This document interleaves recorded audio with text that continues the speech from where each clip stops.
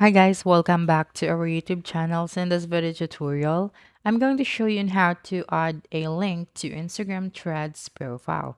So the first thing that you'll need to do is to open your Threads application on your device and then click on your profile at the bottom right corner of your screen. Now click on the edit profile, okay, this one, and then click on the link option.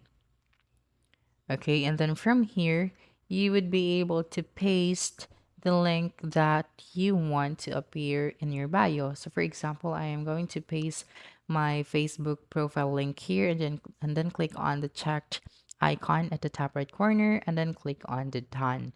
So right after that, if people click the link that is under your name, they will be redirected to your Facebook profile. Okay, so that's it. Don't forget to subscribe to our YouTube channel for more video tutorials in the future. Bye bye.